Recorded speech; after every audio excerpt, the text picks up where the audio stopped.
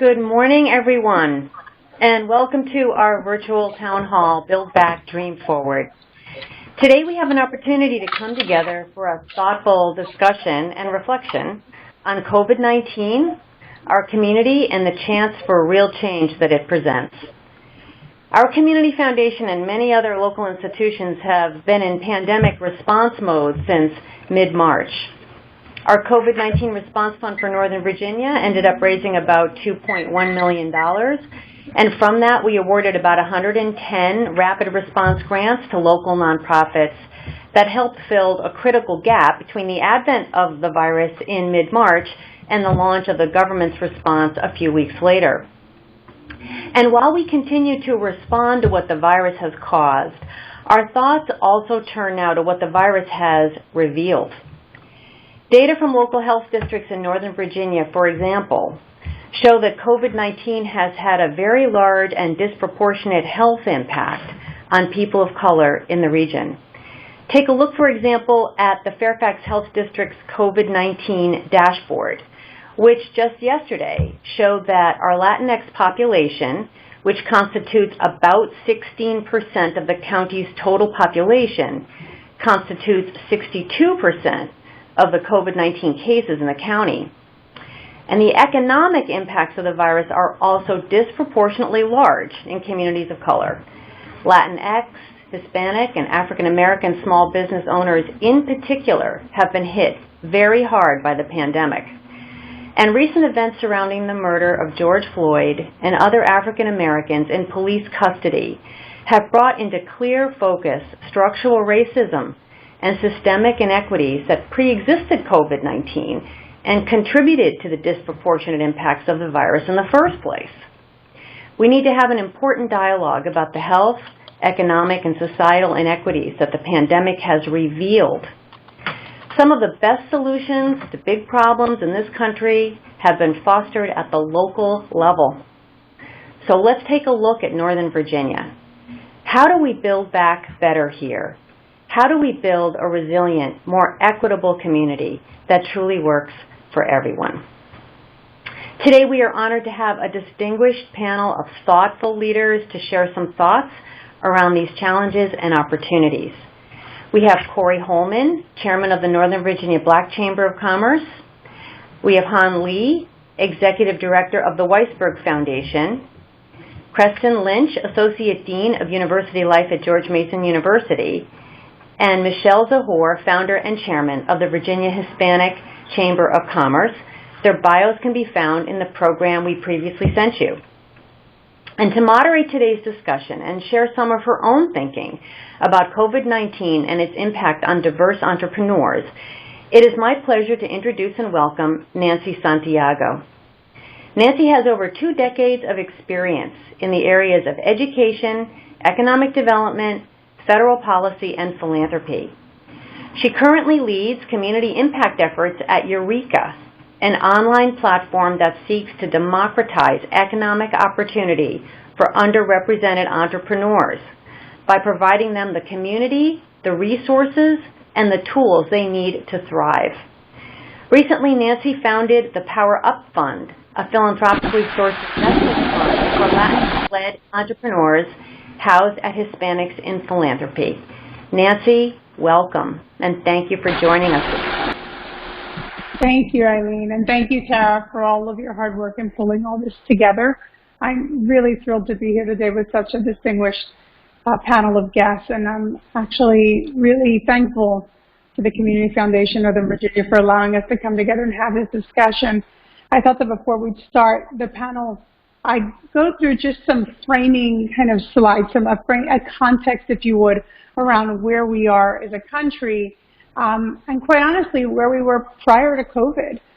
Prior to COVID-19, we were already on track for probably the fastest growing racial wealth gap this country has seen in decades, where instead of shrinking the race-based wealth gap, it was expanding and growing at an enormous speed. Quite honestly, if we think about the number of entrepreneurs that were left out of the economic mainstream in terms of access to capital, we were not on a good path to begin with. So now what we're looking at is COVID having exacerbated the situation and accelerated the gap that exists between diverse entrepreneurs and the rest of the economic mainstream.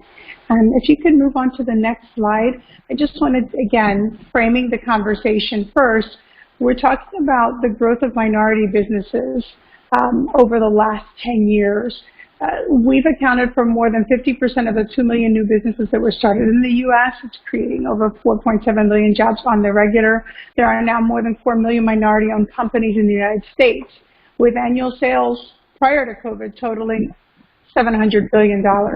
And when you look at the consumer side of this, Latino and African American consumers together had a spending power of $3.9 trillion. However, with all of that, we can move to the next slide, we can take a look at some of the issues that the race-based wealth gap left us grappling with prior to COVID. We were looking at Black and Latino households losing their median household wealth, not gaining.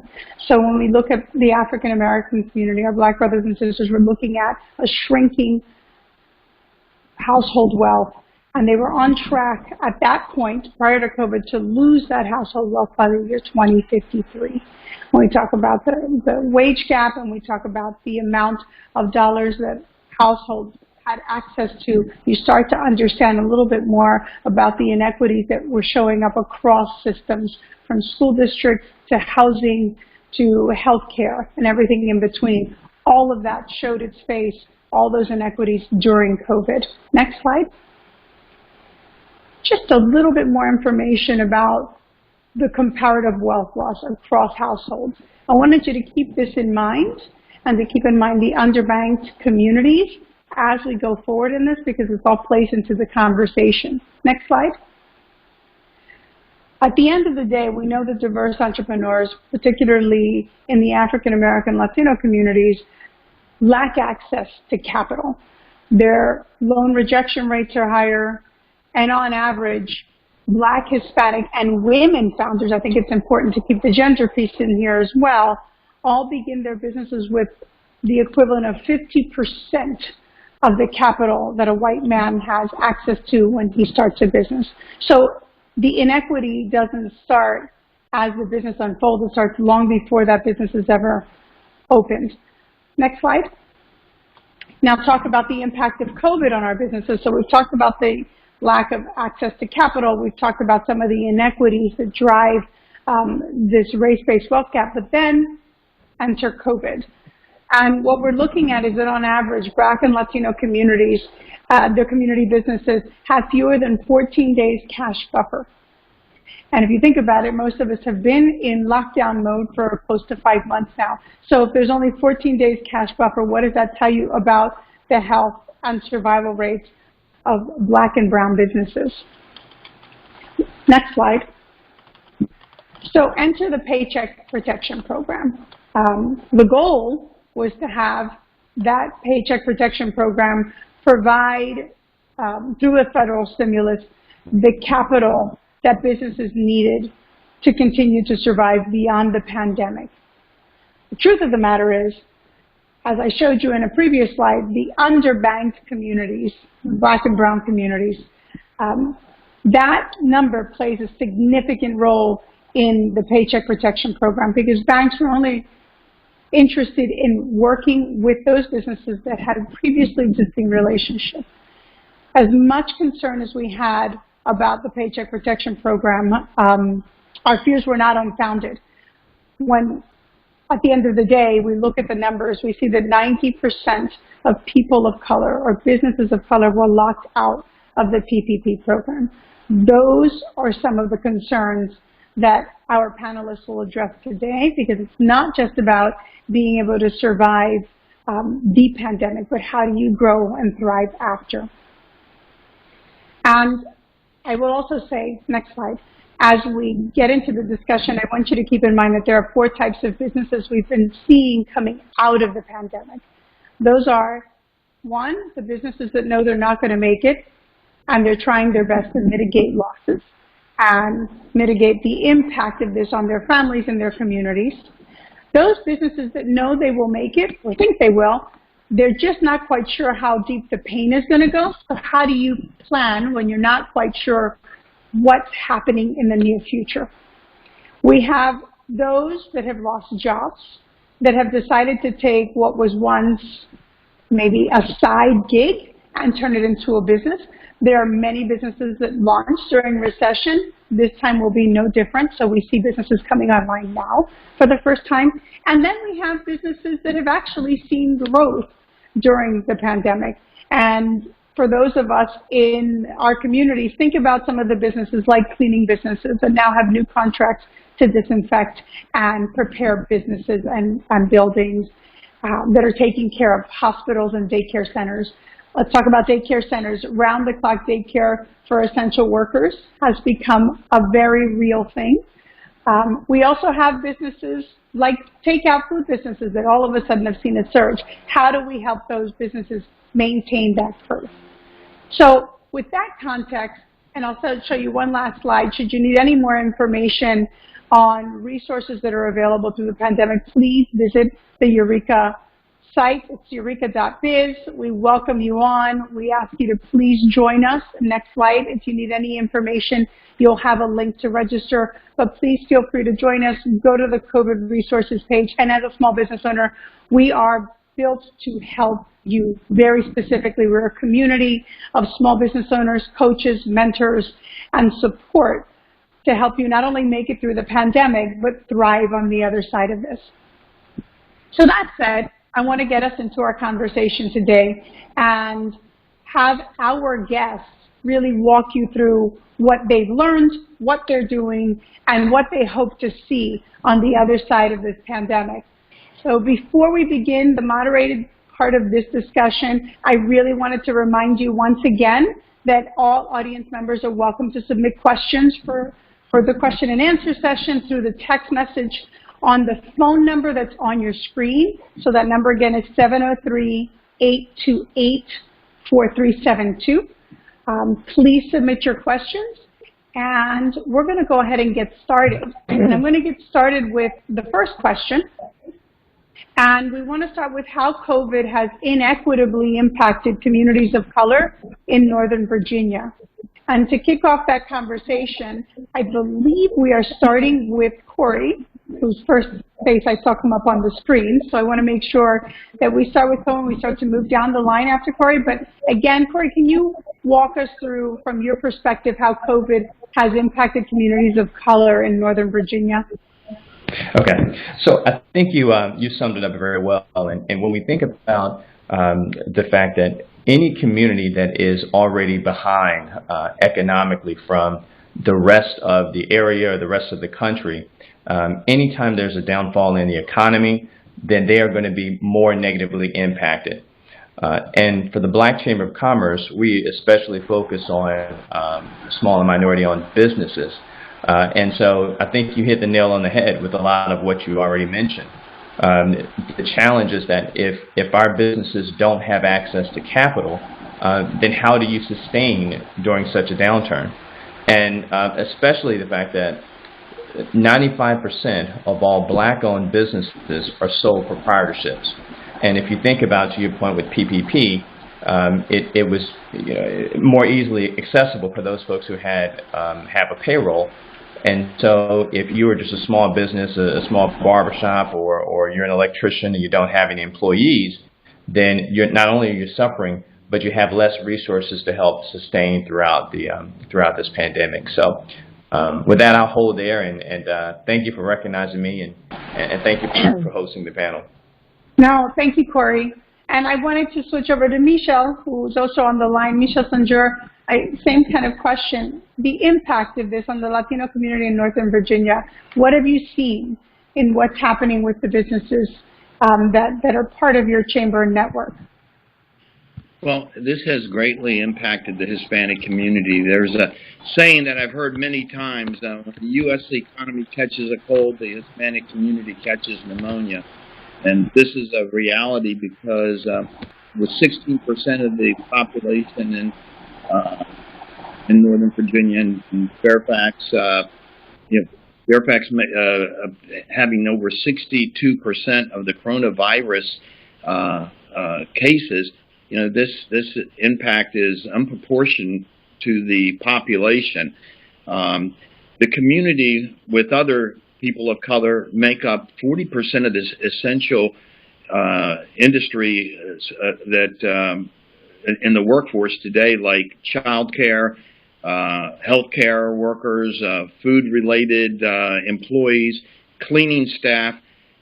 This community was essential and vital to keep the economy running during this time, so many of us could work from home. Latino business has also been disproportionately affected, like you have shared, Nancy, receiving the financial assistance that other businesses were able to obtain. And because of this, many businesses will not be able to survive this pandemic, even if they survive the virus itself.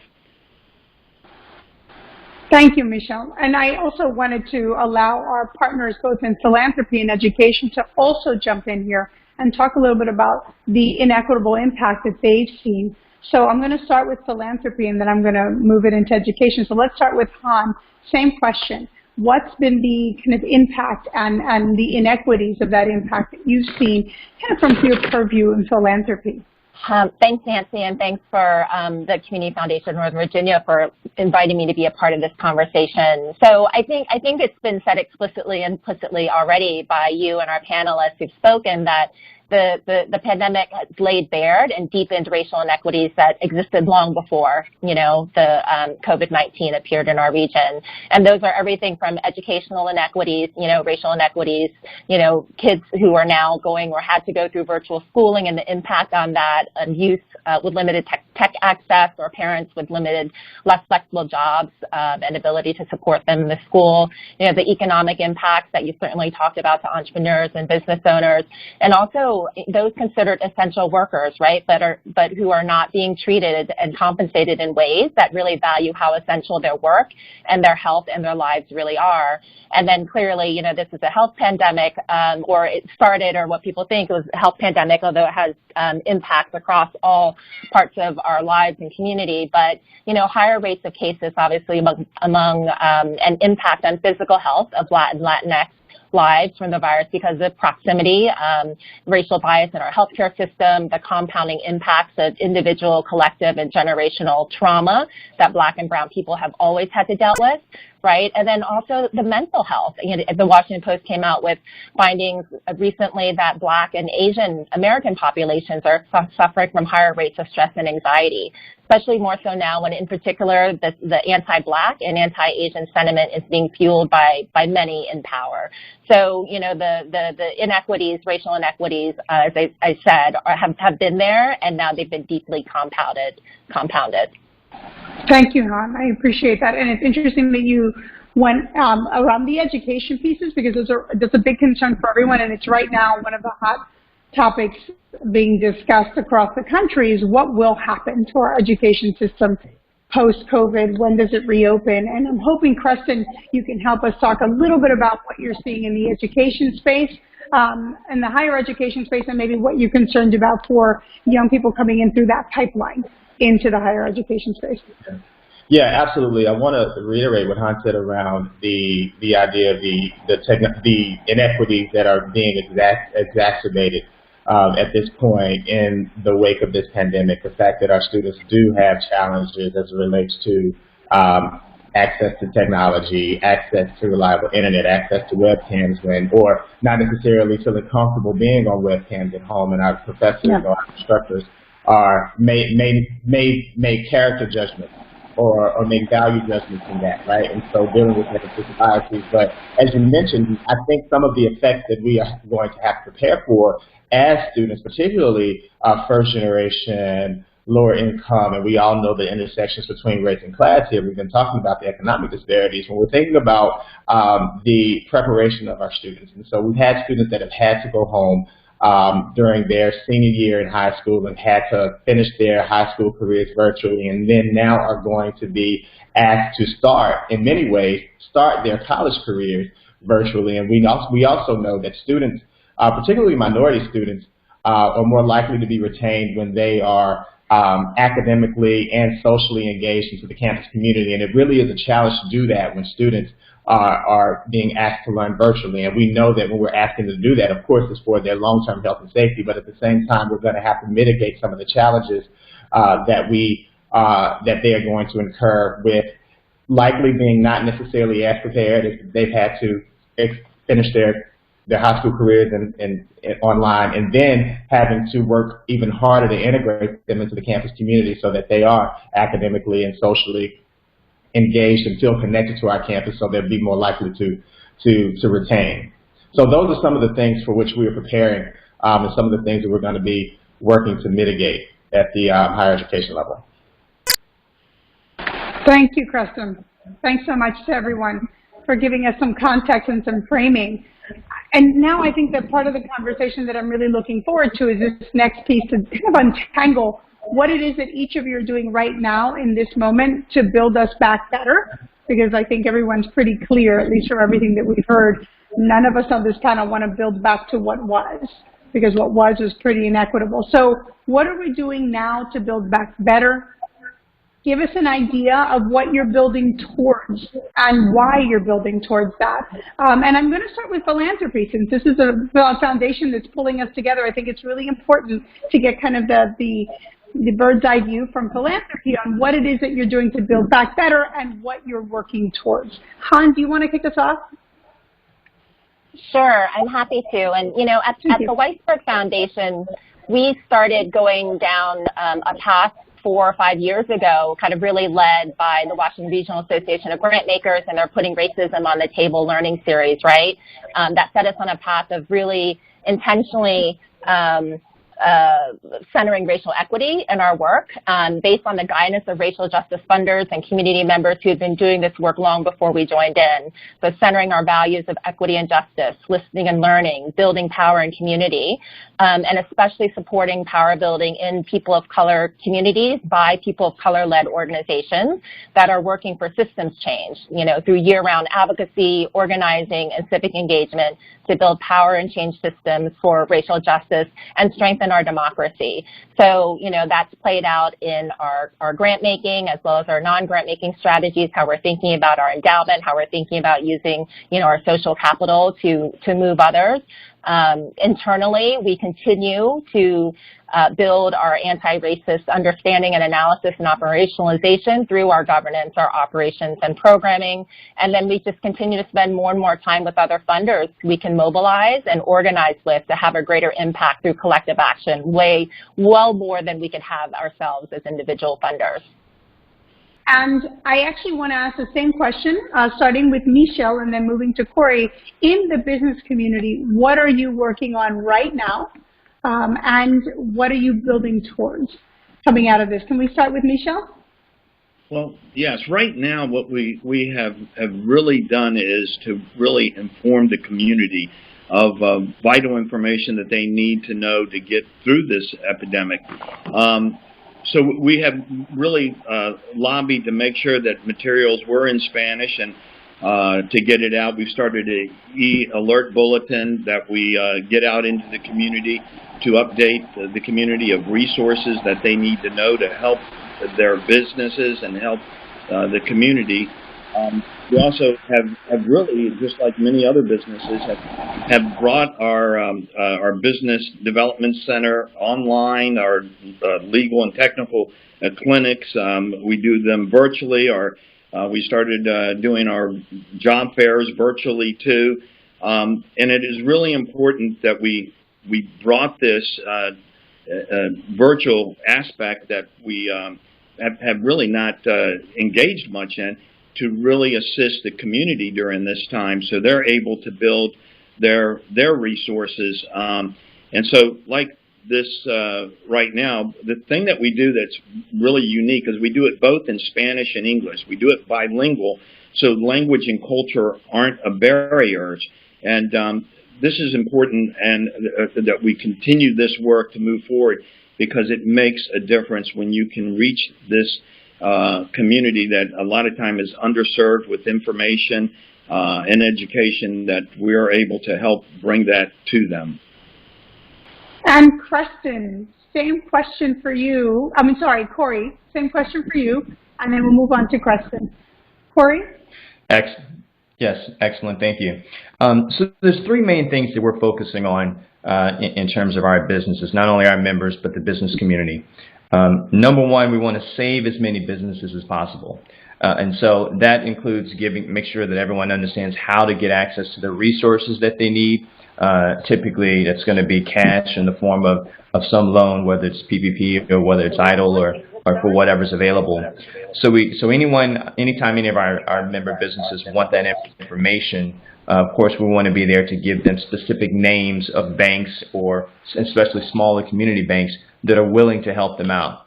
And then secondly, we're encouraging everyone to focus on their balance sheet.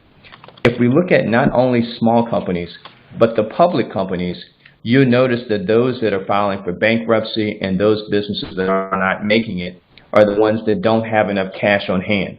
So we want everyone to learn from this. It's great to invest in your business, but you also have to store cash on hand for a rainy day, just as we need to do, in our personal bank accounts, right? You have to have savings. Well, in your business, you have to have enough operating cash to help get you through a situation such as this. And then the last thing would be, we're encouraging everyone to seize the moment. A lot of very successful companies are founded or experience tremendous growth during an economic downturn. So we want everyone to focus on figuring out how can you pivot to take advantage of the not necessarily the pandemic, but take advantage of the changes that are going on in our market. And so that's what we're focusing on right now. Thank you. Thanks so much, Corey. And Preston, in the education space, what is it that you're building towards, given the fact that we don't know when this is virtual learning will end? Yeah, I think that our mission and our vision is twofold. At one hand, we are completely and comprehensively dedicated to creating a diverse, equitable, and anti-racist learning environment for our students. And so our attention has always been and will continue to be on our campus climate, and we have to be able to do that whether or not we are face-to-face or virtually, because we know that is going to give our students the wherewithal in order to go out into the world to be responsible contributors to society. And so in that realm, we want to educate our students. We want to create a diverse and inclusive learning environment for our students. But we also know that in doing that, we are putting Mason graduates into the world that are able to contribute and, dismantle systems of oppression and racism as well. And so when we're thinking about Mason for the world, we're thinking about the environment that we're creating now that will in turn have significant impact on our future, and specifically in this Northern Virginia region. Great. Thank you. Thanks very much. And I'm conscious of time, so I want to make sure that the next few questions that we go through, I give an opportunity for folks to answer. If you have an answer, go for it, and if you don't, we can move on to the next question because I want to give plenty of time for question and answer. So let's start with this question. What is it that the region of Northern Virginia is doing differently that you feel needs to be highlighted as a promising practice? Anyone on the panel, feel free to take that one on. Do we have any takers on that one? What is it that Northern Virginia is doing differently that should be highlighted as a promising practice for the rest of the country? I'll take I'm happy to jump in. Yes, go ahead. Sorry, go ahead, Han. Go ahead. Oh, thank you.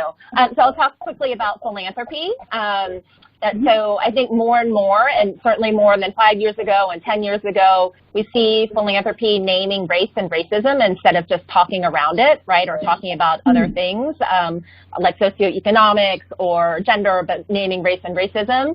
More funders are being intentional and explicit in public about supporting people of color-led organizations generally, and specifically those that are doing systems change work for racial equity. I point to the Community Foundation of Northern Virginia's round 5 of your responsive grant funds, and which flips up many of those organizations.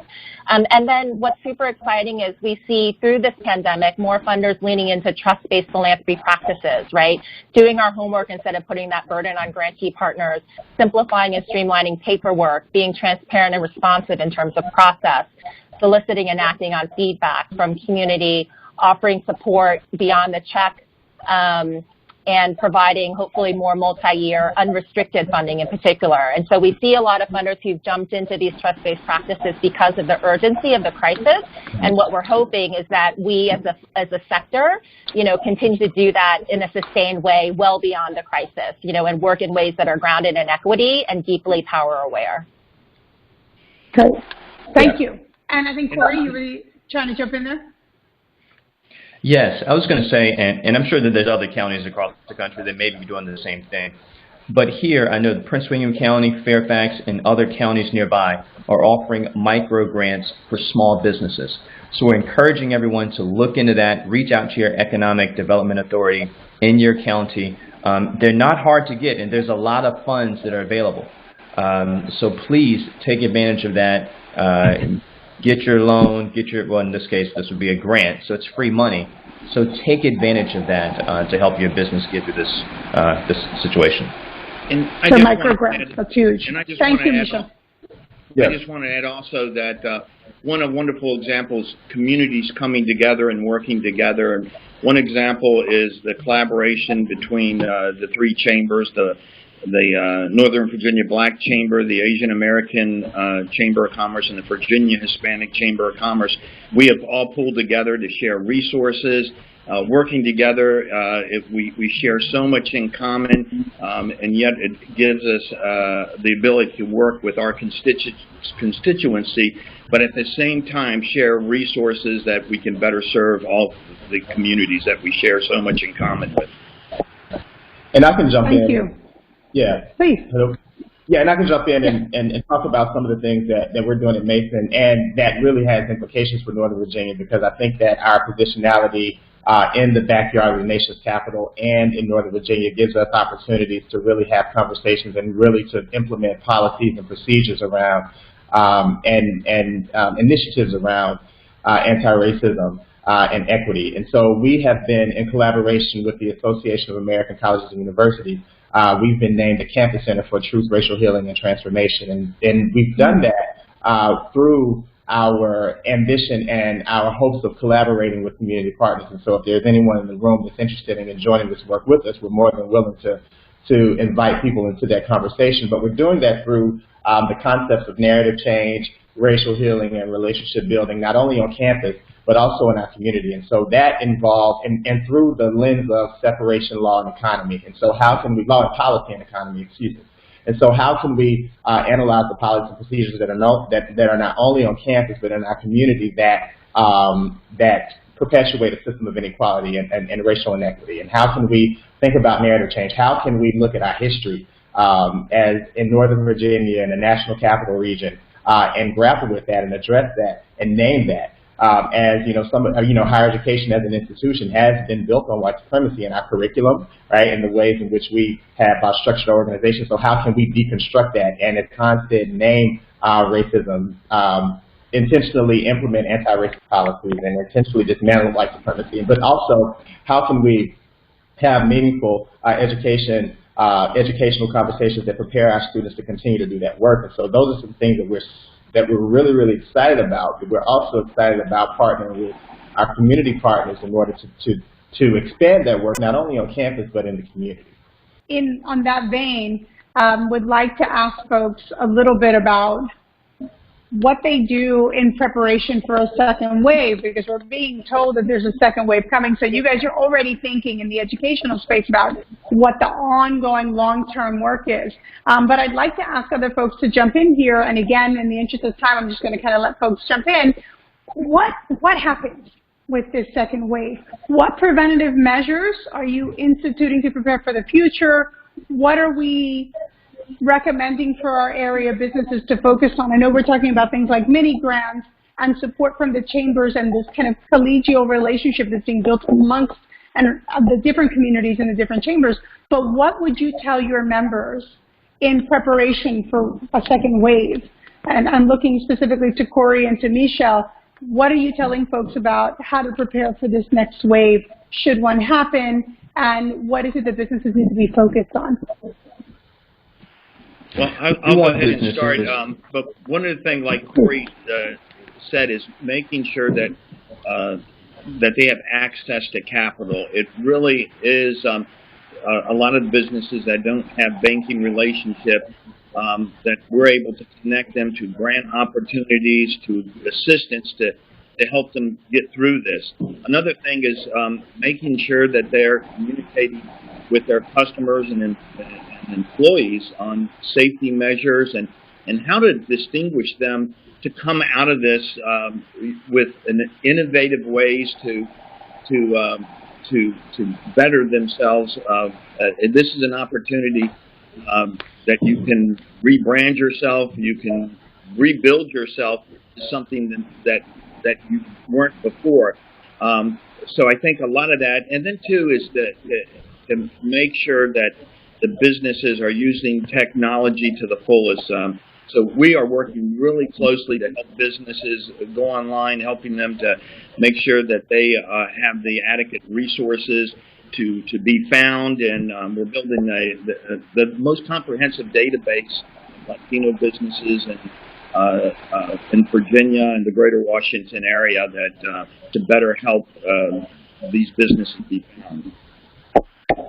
Plan for the best, but prepare for the worst. Again, plan for the best, but prepare for the worst. We want our businesses to think in this way. What if things don't change? What if this is our new normal? How can you conduct business in this current climate and make money? And not only make money, but how can you thrive? And so now is the time to really go back and focus on your product or your service and see how you can keep your customers in this potentially new long-term way of doing business. And then, of course, keep your costs low as possible and save your money. Thank you, Craig. I'm going to take us to the last question, but start with our panelists who weren't able to answer that last question because I want to get us to the questions and answers. But I want to now end with at least this part of the discussion with the what's next. What is the most promising idea that you believe will actually help build a more equitable future for everyone who lives here? And again, I'm going to start with philanthropy, and then I'll shift to education, and then we'll wrap up with some thoughts from our business community. But what's next, Han? What's the most promising idea that you're looking at, that you're actually working towards in philanthropy that you think will get us to a better future for all of us? Sure, and I will not claim credit for this idea. This idea has been out there, but what I see is the most promising strategy, and it seems so simple, yet in practice it's so hard for us, I'll say us in philanthropy to do, right, is to just listen to and follow the lead of and co-conspire with Black, Indigenous, people of color movement leaders, right, who have been doing the work, who know what needs to happen. I think in recent months we've seen the continued senseless killing and terrorization of Black people, through state-sanctioned violence. We've seen, Black, Indigenous, people of color communities or reports about and data put out about the disparate impacts of COVID on Black and Brown communities, the dearth of Black and Brown representation on nonprofit boards and in senior leadership positions in nonprofits, and that, these organizations do not receive the same, just fractions, pennies to the dollar of the amount of funding that white-led organizations get. Like, we've seen these reports. And the truth is that Black, Indigenous, people of color leaders, movement leaders, they know this. We don't need another report, right? This is lived experience. This is lived expertise that's out there. They've been saying this, and we just need to listen. Think how best to build, wield, and share, and oftentimes seed power to be true, effective co-conspirators to build forward for justice. Thank you, Han. And Preston, you're all about the future as an education institution. So what is the most promising thing you're looking at right now? And the truth and reconciliation work is critically important, but I'm sure there's a whole lot in there that you haven't gotten a chance to tell us about. Absolutely. There's a lot in there. And I think that when you're dealing with an industry that is as large and complex as education, specifically higher education, sometimes I tell people that it's almost like trying to play soccer with 6 goals and 7 different teams with so many competing agendas. But what we have to do, what we have an opportunity now in the wake of this pandemic, but also in the wake of this movement and this moment that we're experiencing around specific anti-racism, right? It's what is in a lot of ways revolutionary because everyone is paying attention, everybody's having conversations. And so at this one point, specifically in education, when we're thinking about anti-racism, we all have one goal. We all have one focus, and how can we continue to be intentionally not necessarily focused on diversity, equity, and inclusion, because a lot of times diversity, equity, and inclusion, anti-racism can get lost in that, right? And that's important, but at the same time, we have the opportunity to really closely examine our policies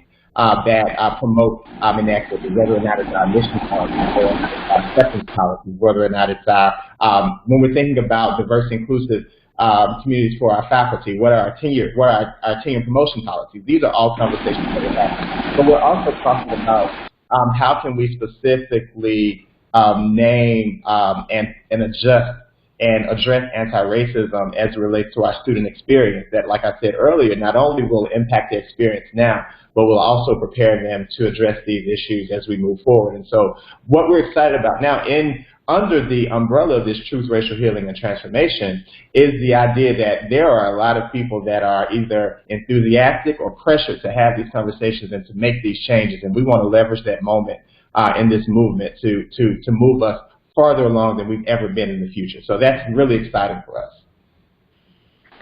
Great. I thank you very much. And I am going to shift us to Eileen so we can get to some of the questions and answers. I think some of the information that came out of this discussion was incredibly rich, and I'm sure there are a whole lot of questions. I've been learning quite a bit about what's happening in Northern Virginia and trying to relay that information and apply it in other communities. So I'm excited to hear the questions that are coming up out of here. And I'm going to thank everyone again, thank our panelists for such an important discussion, and transition back to Eileen, who's going to lead us in the question and answer session. Let's start with this question. And Nancy, definitely feel, at this point of the program that you can chime in with your thoughts as well. So we've talked a lot about access to capital and systems change around access to capital. Where would you place the importance of access to small business coaching and mentorship, as well as access to capital, and ways that our greater community can help small business owners of color get that as well as access to capital? So what are your thoughts about business coaching and mentoring versus capital? Well, I think the most important thing for me is making sure philanthropy, the financial sector, everyone who's out there poised and ready to help understand that you cannot decouple financial resources from coaching and support. This is a situation that not many of us right now have lived through before. The ability to have many folks help you strategize and plan and almost see around the corner of what's coming is going to be critically important to the survival of businesses, particularly businesses that are starting at a disadvantage because we don't have the same access to resources. So very important not to decouple the access to financial resources from the technical assistance and support that is needed. Small businesses should feel like they can go to get help for just those kinds of concerns. At Eureka, this is what we're doing every day. So every day we have not just members who are of our community that are mentors and coaches, but even peer small business owners that might have passed this hurdle already, helping other small businesses figure out how to cross those hurdles themselves. So there is a constant conversation about that. And it's a space and a place not only where you say, hey, I need help, and you raise your hand, but it is dedicated support for the long term. So matching people both for the needs they have at that moment to get through that difficult situation, but also matching them with the team that they need to get them to plan for the long term.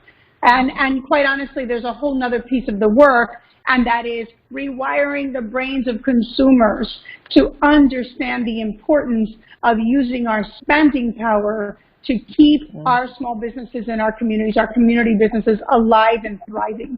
So the Eureka platform is made to help connect financial resources with strategic coaching and mentoring, and we are there, and we are free, and we are ready and willing to help. But then we are also there to help drive the conversation about how we deploy our own spending power as consumers to continue to uplift and build our community businesses.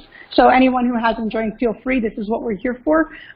There's never been a moment in time quite like this, but we have an amazing community of folks that are just standing at the ready to help.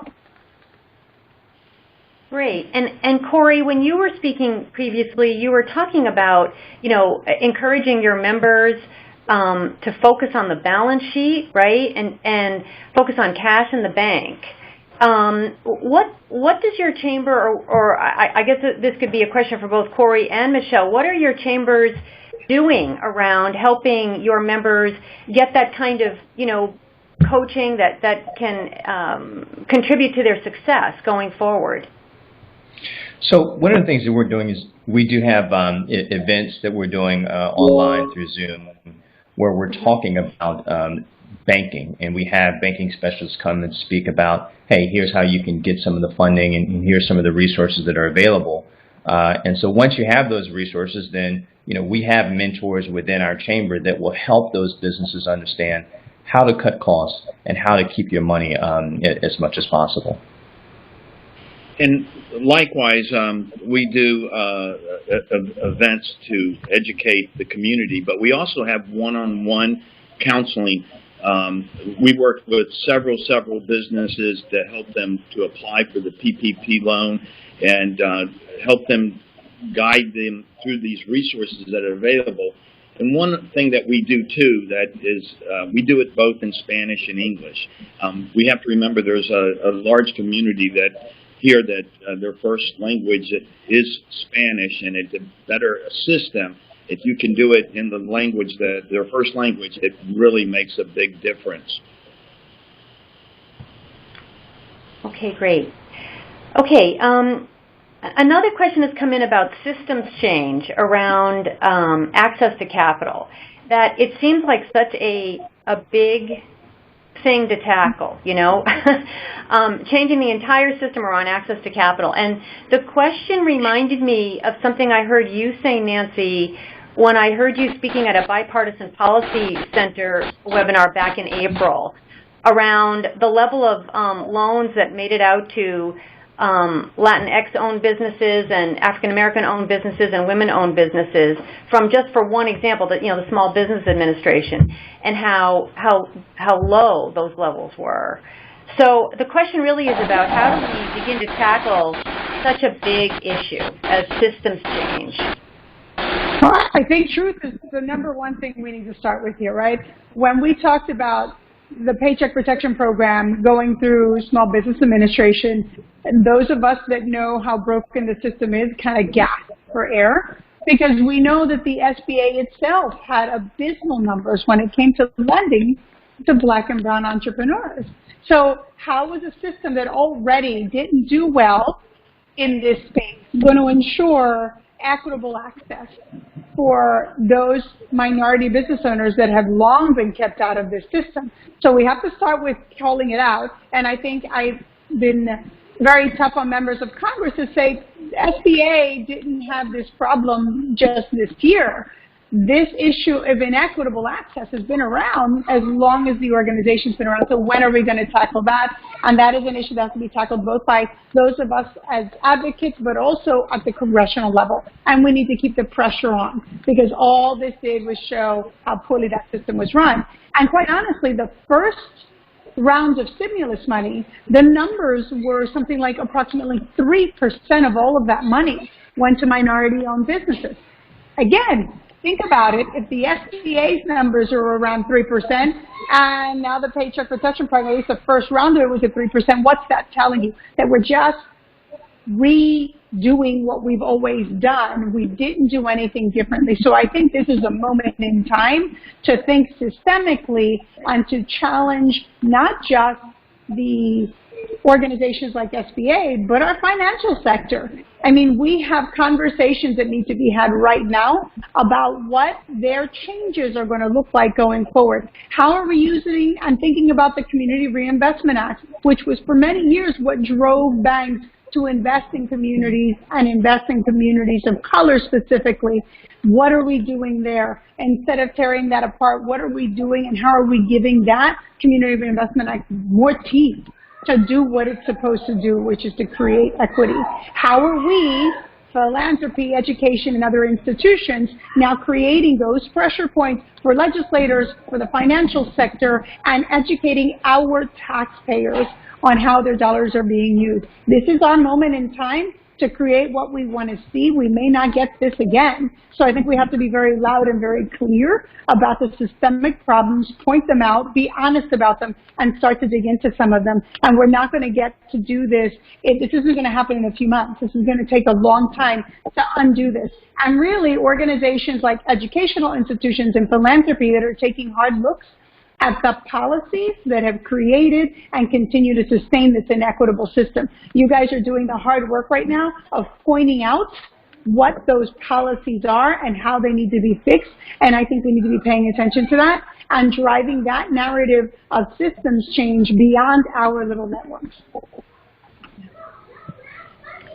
Okay, do any of the other panelists have something to add to that question about tackling systems change? And I heard Nancy say, you know, and to Han's point, it starts with listening, it starts with awareness, it starts with conversation, and in my mind, all of that is really leading to one thing, right? A common understanding of the system that needs changing, a common understanding, you know?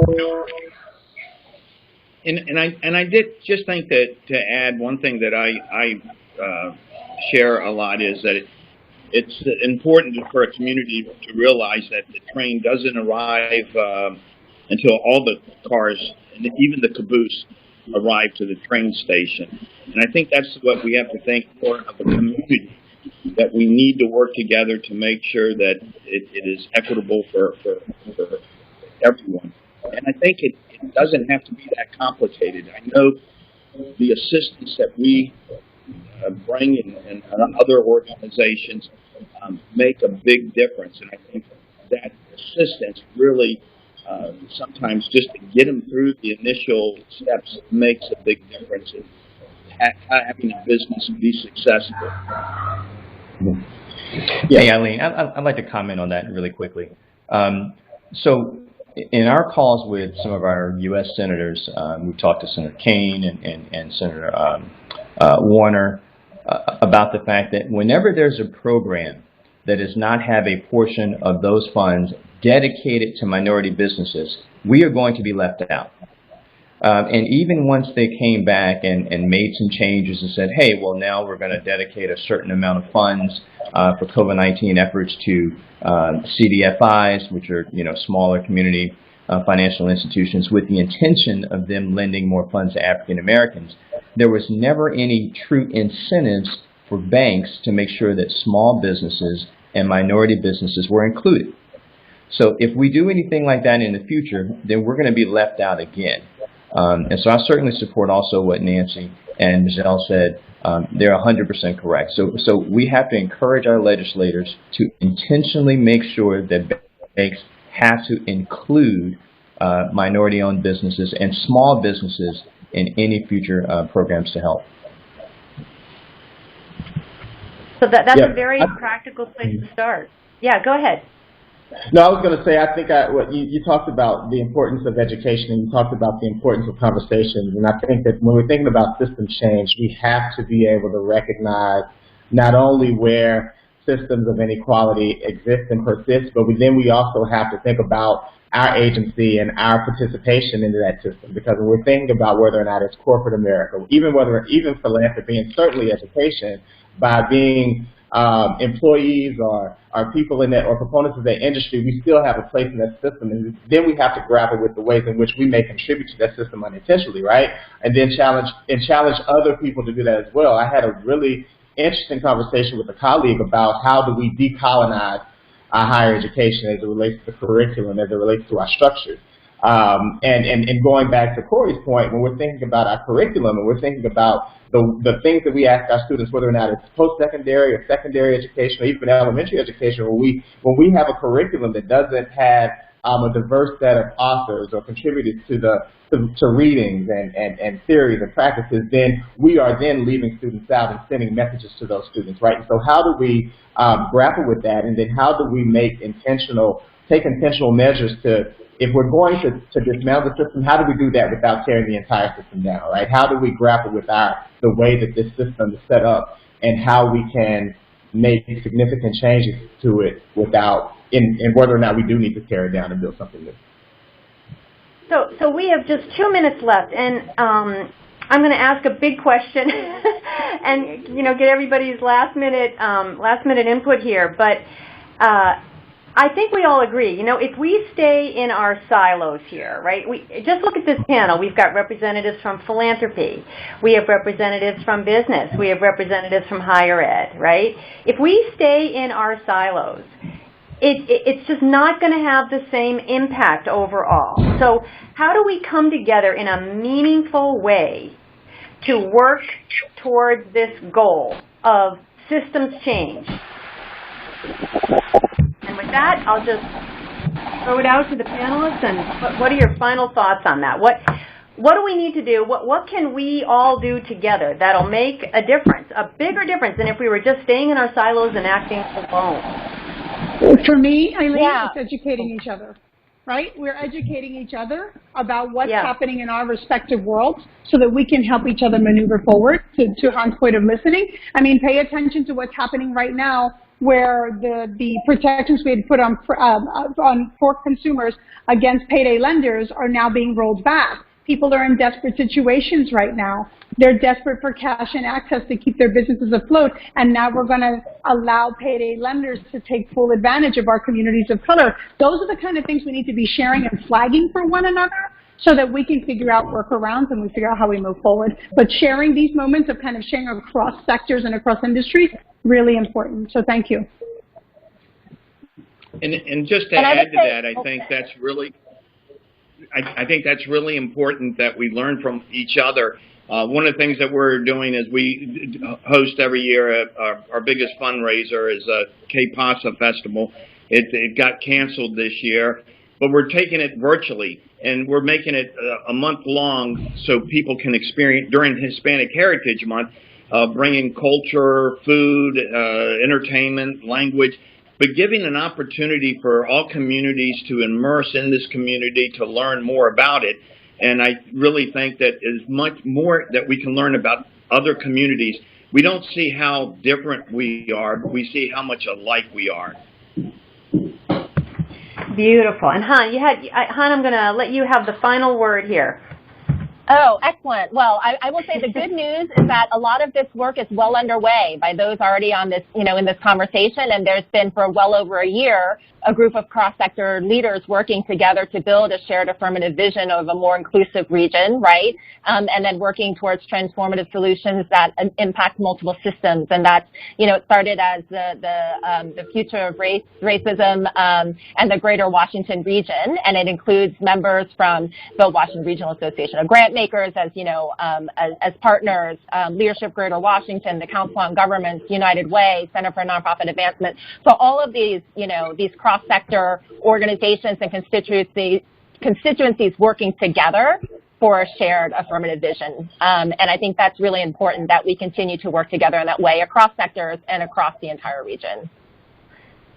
And I will throw in my last theme here is that the philanthropic sector and the private sector and the government sector really can do a lot more to work together. I think we tend to stay in our silos, and in our silos we're very like-minded. It's only when we reach across those silos and hear other points of view that we grow and learn and figure out a path forward. So on that final note, I just want to thank you all for participating today in this conversation. We are sincerely grateful for your contributions. And thank all of the attendees who joined. I hope you enjoyed it as much as we did. Thank you, Nancy, for moderating our discussion this morning.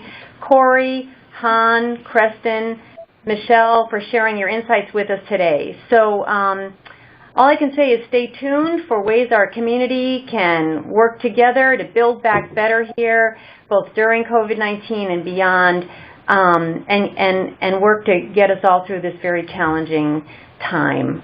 So thank you all for joining us today, and have a wonderful day. Take care. Thank you.